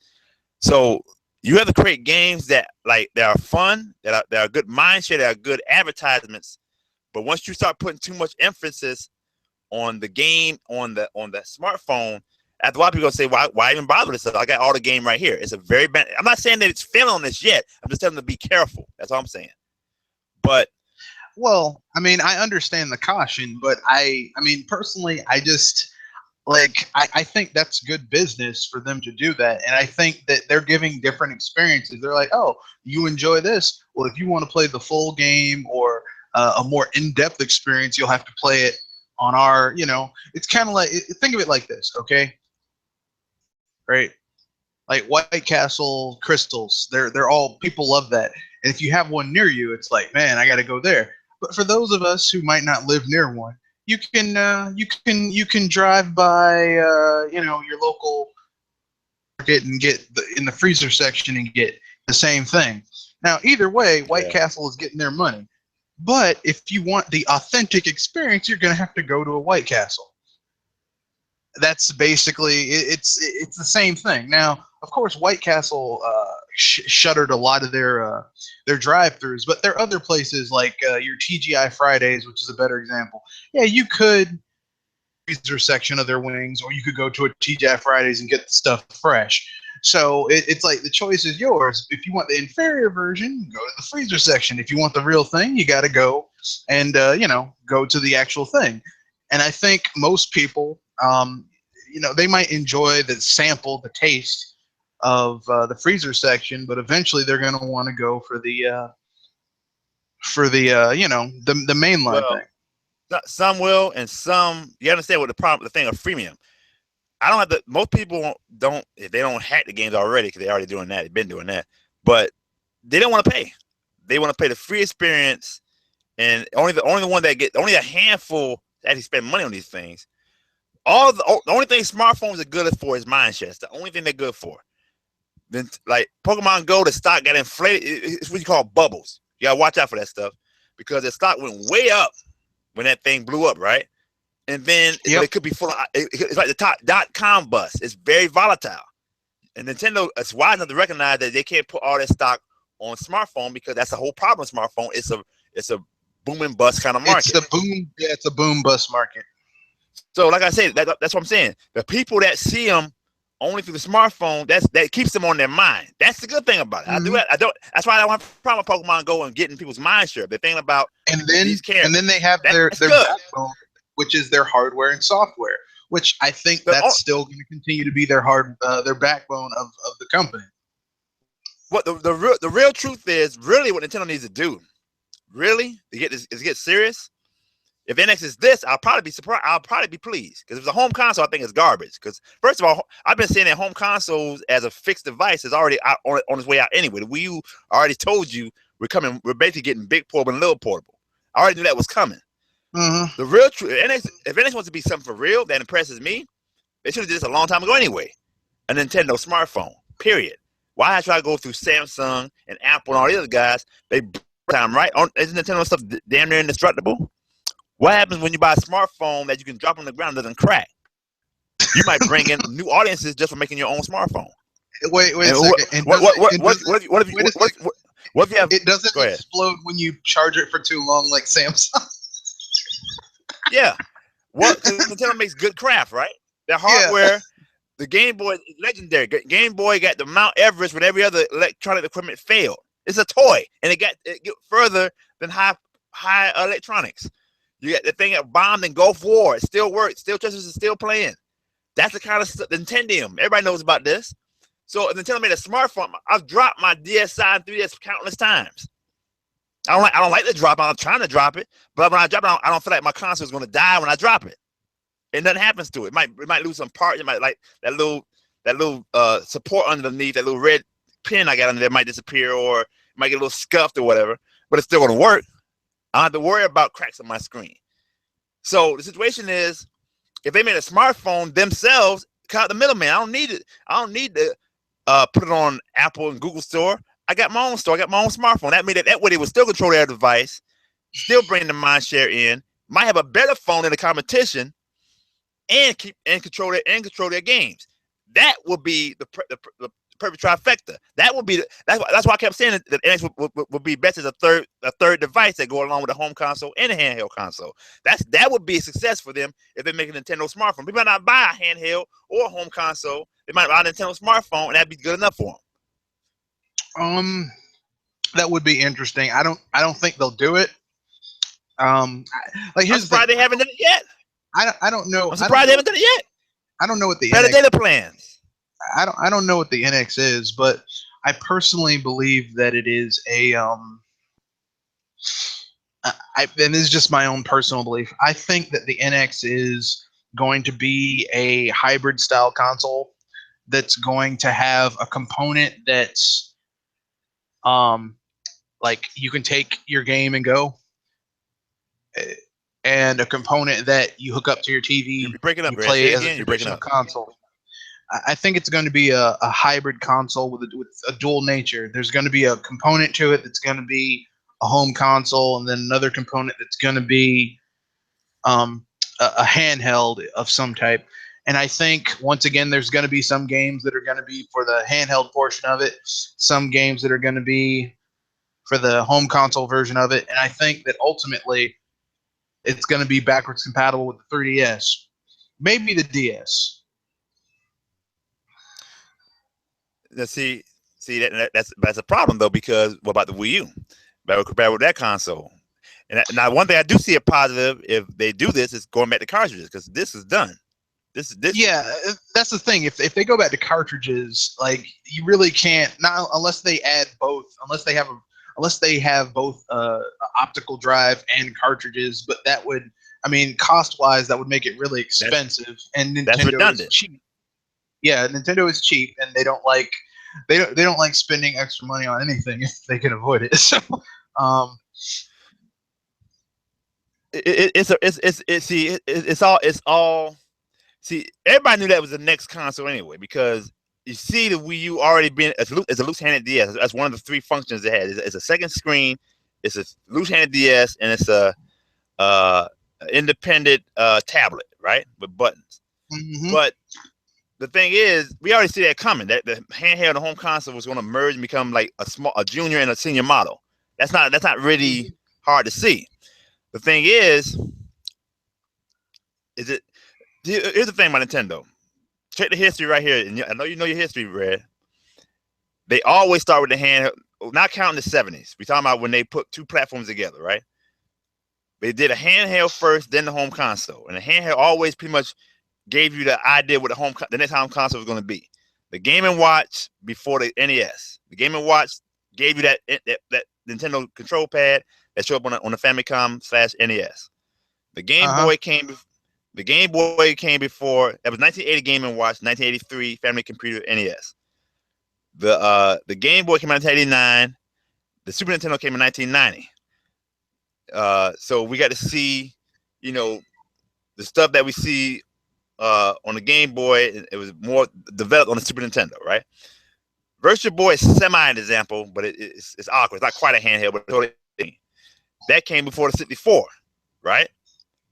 Mm-hmm. And before, and that was 95, 96. And you got a little bit of the clue where the 64 was going with the grips and all that stuff. You see where the grips on the Virtual Boy was, the grips on the 64 was going. The Game Boy Advance came right before the GameCube, 2001 early, 2001 late, March to September. The purple color and the purple color, right? So the Game Boy Advance got cut short because of new competition, the PSP. So the DS comes out right before the Wii, and the DS definitely showed you where the Wii was going in different ways, right? Stylus versus Wiimote. New control, new style, new philosophy, right? And the 3DS comes before the Wii U. And the DS was 2004, Wii was 2006. 3DS comes before Wii U, 2011 and 2012. A more advanced version of the last console with extra functions. That's pretty much what the Wii U was to the Wii. That's what the 3DS was to the DS. So you expect the next platform is not a home console; it would be a handheld console. That's the most logical conclusion. Yet the 3DS is still kicking. It's not really ready for the past year. It's an old console, but old doesn't mean the Game Boy ran 12 years. Nobody cares about that. Well, I mean, I think they're still gonna support the 3DS because it is still a viable handheld. It's old, but another 18 months to 2 years support from them. There's conversations with people. They're like, well, that'll be fine. A good 7-year run is fine. The Vita is still coming out for it. Your mic is messing up, Red. Still supported because Sony's not putting out games for it themselves. The hardware for before we get into anything to some of the questions, which we only have one right now, and it's from the River Anduin. The NX, will the NX use a low power consumption RISC processor for the handheld? Well, I don't know. Nobody knows that. I know. Yeah, I know that Nintendo likes to use low power. They've been consistently getting more performance with lower power since the Wii and the DS. Well, the GameCube consumed quite a bit of power, but compared to its other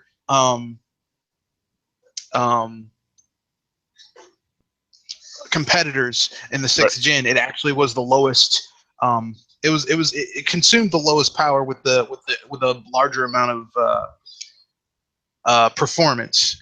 So I mean, you've seen, and with each successive generation, from the GameCube to the Wii to the Wii to the Wii U, they've used less power but gotten better performance. Same thing with their handhelds. Efficiency. Yeah, so basically you can tell that they've been going for how can we have something that uses a small amount of power but but More bang for the buck. but gives you a lot of performance. Now, this lends a lot of credence to whatever the NX being. It's going to have a handheld component or a pick up and go component, which I think personally would be kind of cool. It would be cool if you're playing the next Smash Brothers or whatever, or let's say they do a Diddy Kong Racing, and you're playing it, and you literally can like go with you. That'd be cool. And then tournament, that'd be cool. I mean, the possibilities are endless. I don't know where they're going. I'm surprised because if there's one thing that Agent has taught, Sony are not suited to be the leader of. Hey, Red, your mic is acting up. Like, you're really breaking up off and on the mic. Can you hear me now? Yeah, you're cleaner now. You was just going. It was. I don't know if it's Google or not, but it was Probably hard to Google. listen to. As I was saying, Sony's defense force on the mic. interrupt transmissions. But yeah, I think Nintendo has been going towards a handheld component. But as I was saying earlier, I think that essentially the 8th gen has showed us that Sony and Microsoft cannot handle being the leaders of this industry. They can't do it. Microsoft sucks at it, and Sony sucks at it. Microsoft and Sony are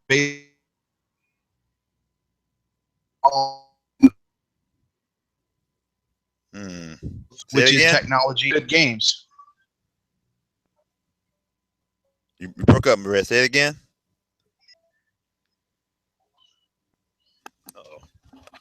Yeah, you're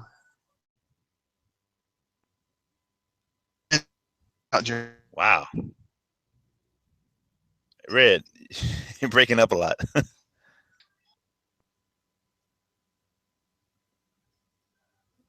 This thing working? Wow. What's going on with Google?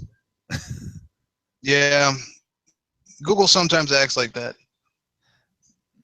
We're being censored. That's what's going on. That's a joke. Anyway.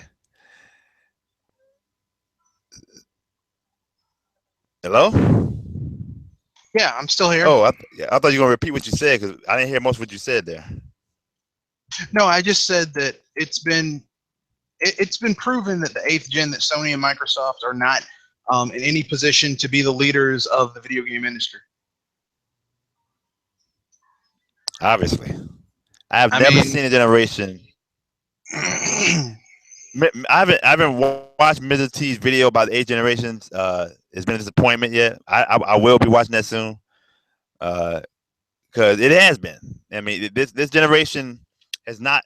Listen, when you bring out another set of platforms, you're supposed to do something that you haven't done in the last one. That couldn't be done in the last ones. That's why we buy new systems for new experiences, right? And you're supposed to fill out that generation before you even think about moving to the next one. That's how it used to be done. Even with the HD nonsense, all that stuff, even they at least filled out their 7th generation what do you call it, obligations. They perform for that generation, right? They've done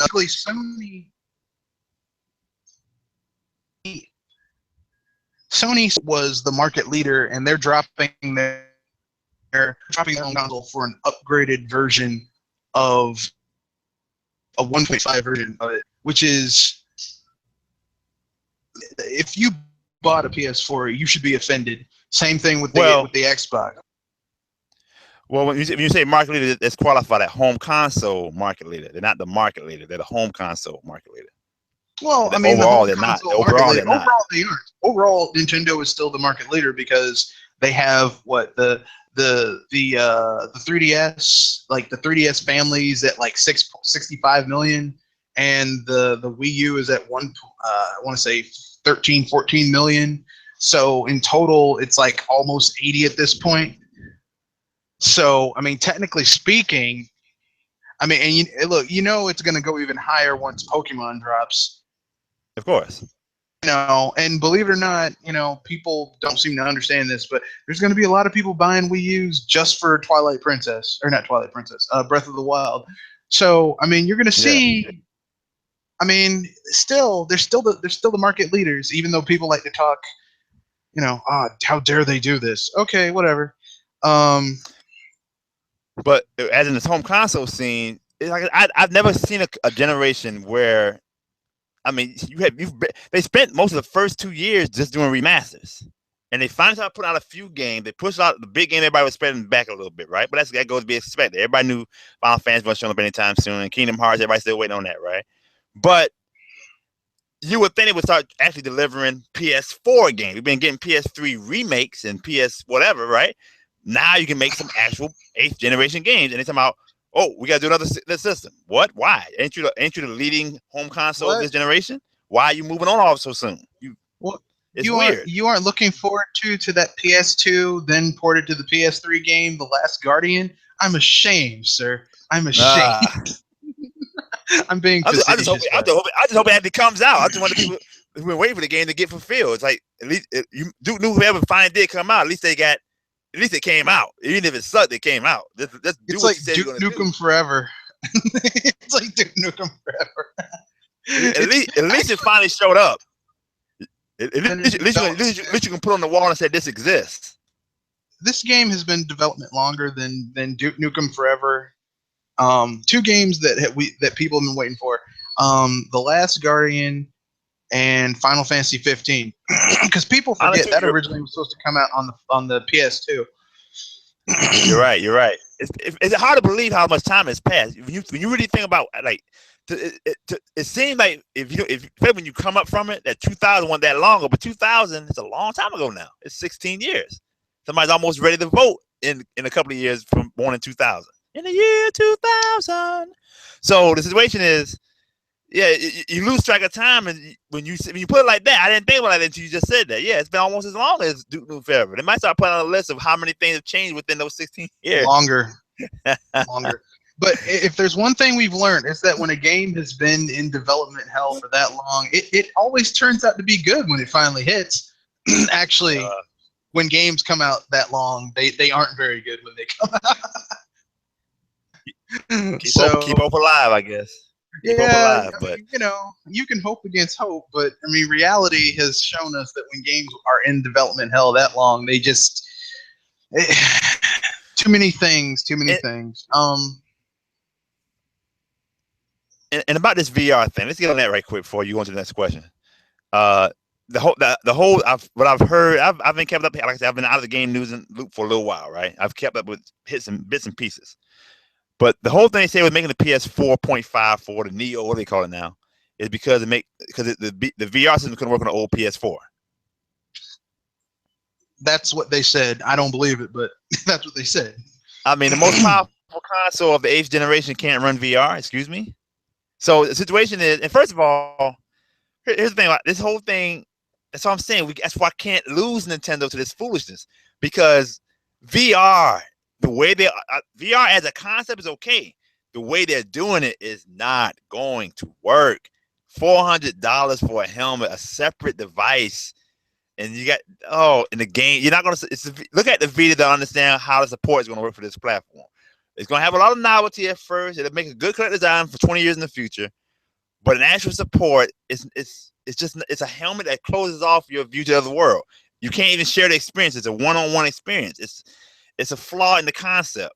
That's why Virtual Boy failed, and the concept was not ready for prime time. Virtual reality will never work until you make it a communal experience where everybody can see the same thing at one time. So that's when it works. In other words, the only time virtual reality will work is when you call it. And I see Nintendo being the first one to do that, by the way. But that's another situation. So I personally think it's either going to be a holodeck or augmented reality.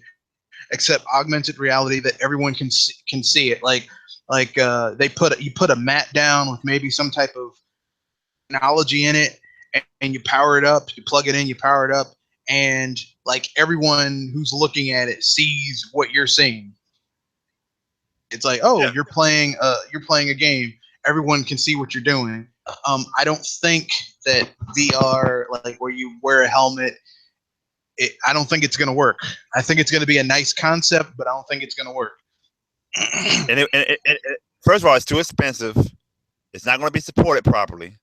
And after novelty wears off, first of all, you got to ask yourself, if you got a lot of people complaining about a Wiimote and a gamepad, a U-pad, as they call it, what do you think they'll do with a big helmet? It can't handle a tablet with buttons. They can't handle a magic wand with add-ons. So why would they even bother with a helmet? They complain about these little small things.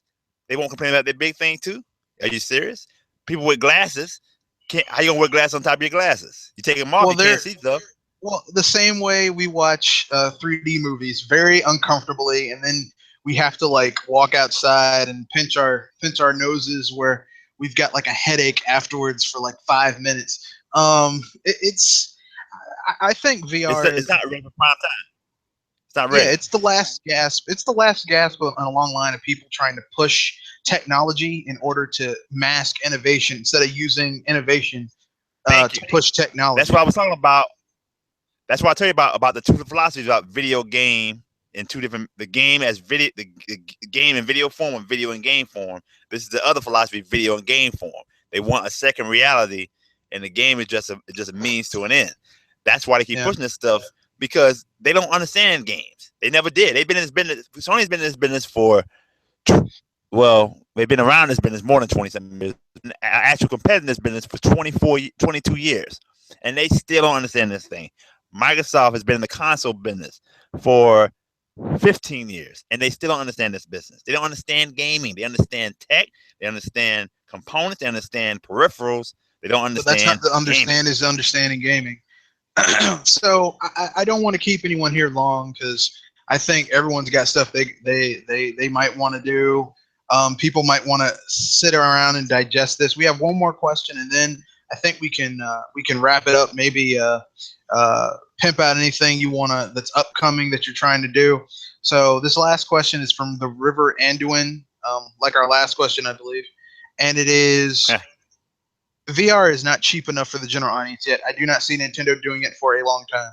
Well, that's not really a question, Anduin, but I guess if you want our thoughts on it, how about you go first, John, and then I'll go. Exactly right. I mean,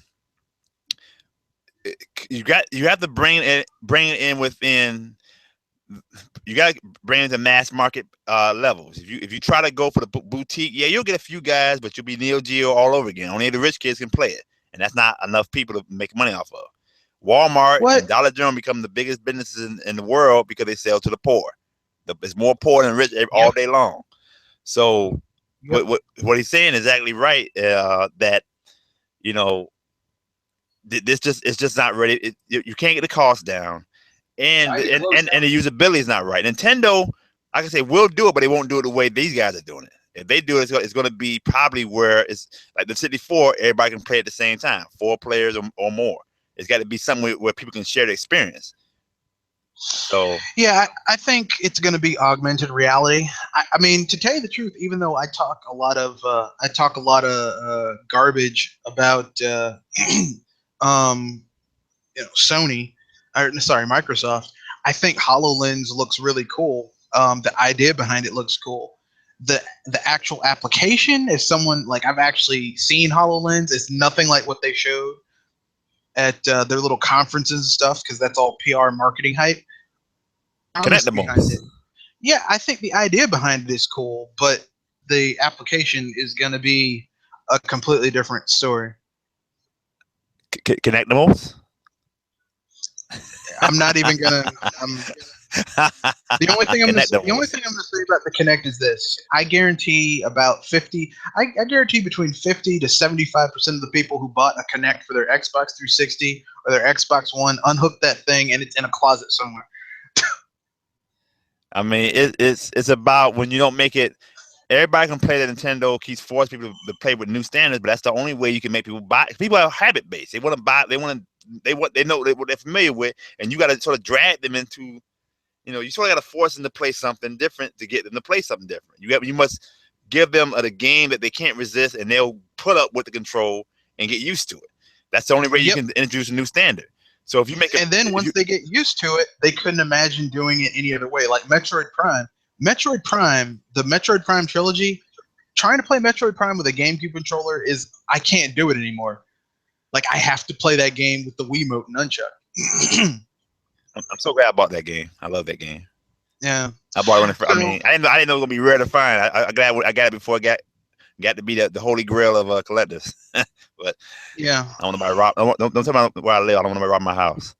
But anyway, the situation. I mean, we got a generation in crisis. We got people just not delivering, and I don't know how the Sony people and the Microsoft people are feeling right now. Can you give me your sentiment on that? Because what are they thinking about all these changes? I want to know what that's about. I know how Nintendo people are feeling. I don't know. I don't own Xbox One or PS4, and the way it's looking, I don't think I ever will. No, I'm saying, I know people that come to the podcast and they come from different, gaming backgrounds. So, I mean, what do they say about some of this stuff? Most of the people I know, it doesn't really bother them. But I mean, just for me being an empathetic person, like if I plop down $500+ on a console less than 4 years ago, I'm talking about the Xbox One, and literally less than 4 years after it came out, someone's saying, "Oh, well, we've got a new version that's more powerful, has all these extra features, and it's going to render what you bought obsolete." I mean, that's not what they're saying, but essentially, it's going to render like everything that came out before it obsolete. Then it's going to be like, what's the point? Like, why should I buy a slim version when I can hold out and buy the best, quote unquote, best version? Or the same thing with the PS4 Pro.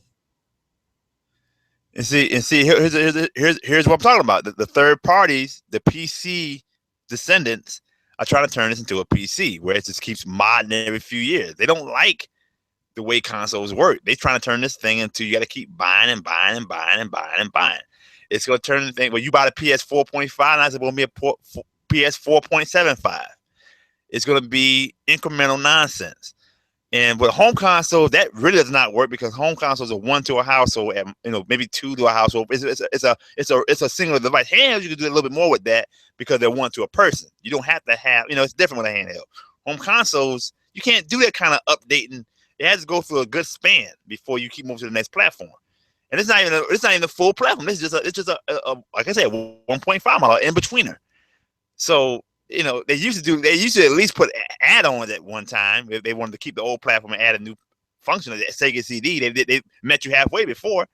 Like I say, it's a ripoff. Am I right about saying that these games won't be even forward compatible? Or am I wrong about that? No, they'll be. You can play your old stuff. You can play your PS4, Xbox One games on the next versions of those systems. But the thing is like the tech isn't even being taken advantage of. Like they're saying, well, it's going to be 4K. No one's making 4K games, and most people don't own 4K TVs, and they won't for the next at least 5, 6, 7, 8, 9, 10 years. So, I mean. It's creating a solution.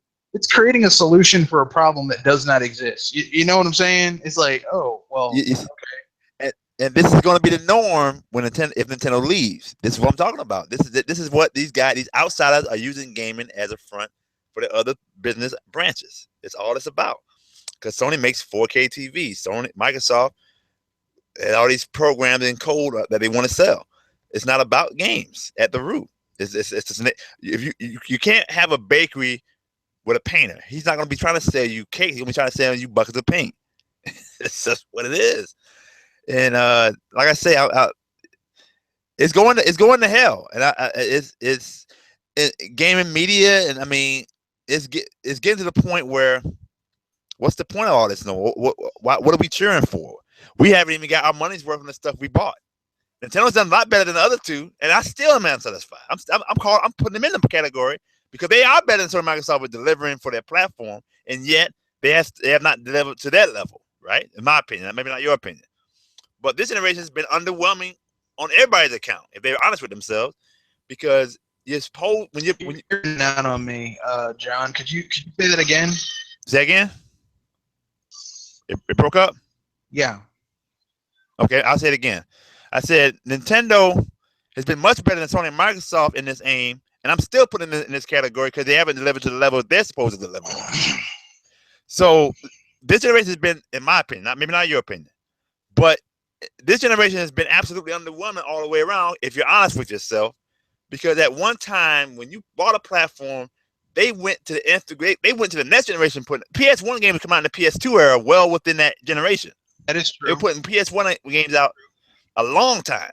So people that bought the PS1, when you move to PS2, yeah, I got my money for this console. I'll trust you for the next one. And PS2 games were coming out. PS2 games got almost entire life of the PS3. They were putting out stuff in 2012 on a PS2. So they gave you your money's worth at one time. And now everybody wants to nickel and dime and chop up the generations. This generation has not lived up to his word. It might be the last console generation because of the crash. That's why I've been predicting anyway. Which is going on right now. Yeah, we're in the crash. I predicted this years ago. I said it was going to happen. I just didn't think Nintendo was going to be swept in it with it. We'll see what they do with NX. We'll see what happens with NX when they reveal what this thing ever is. But the situation is, I don't have much hope of the game industry right now because the one rock that's always been here, the Great Deku Tree, I'm seeing some rot, in my opinion. I hope they can curtail this problem and heal this tree, because the rest of this forest is turning to fire brush. In my opinion, it's gonna collapse. Okay, we'll see. That's a fair assessment. I don't have to say I disagree with. Like I said, I agreed with 75% of what you said. I disagreed with 75% just because I can't afford to be so pessimistic all the time. That being said, I guess we can end this by talking about what games are you looking forward to over the next few months or years, and the next few months. The truth is, I'm just Breath of the Wild. Yeah, everyone's looking forward to that. I'm going to buy that regardless. It's Zelda. I'm buying on the Wii U, by the way. Anyway, the only thing I'm playing is pretty much what's out. Financially, I've been restructuring, so I've been buying a lot of games lately. I'm just playing what I got. Lots of games I haven't even played on. I own now. I need to play my backlog more than anything. But I haven't bought Federation Force yet. I will. Paper Jam, I will buy that. I want to buy P-Cross E32, the Rhythm Heaven game. I'm Super Mario Maker 3DS. We'll see. I'll pretty much buy what's out now because I'm not looking. I'm not looking forward to what's coming out much. I'm buying what's available. I'm enjoying what I have right now. And actually, going back to play some of my old stuff. I finally beat Professor Layton in the Unwound Future yesterday. So okay, then I'll give my my choices, and then we'll wrap things up. Obviously, Color Splash. Of course, I let that out. Yeah, Color Splash. A game on my PC. That's one of the reasons that I have no intention of buying any the PS4 or the Xbox One, because I have a gaming PC. I don't really need one. So I think I'll just be sticking with Nintendo and my gaming PC for now on.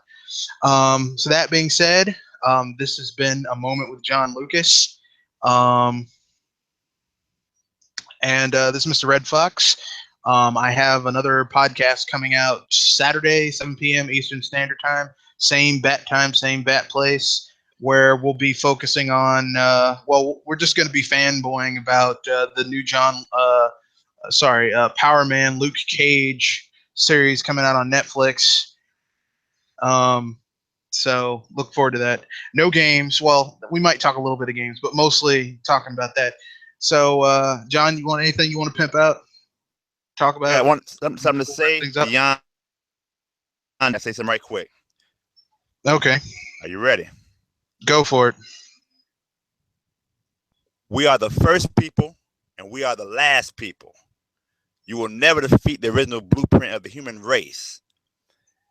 The king said, "We are the world, we are the children. You can never defeat us. Luke, I am your father." All the police killings, all of this destruction, all of this oppression, you will never win. It starts with black, it ends with black. Bet on that. Much love to Copernic. Okay. Peace out, y'all. If you smell what he's cooking.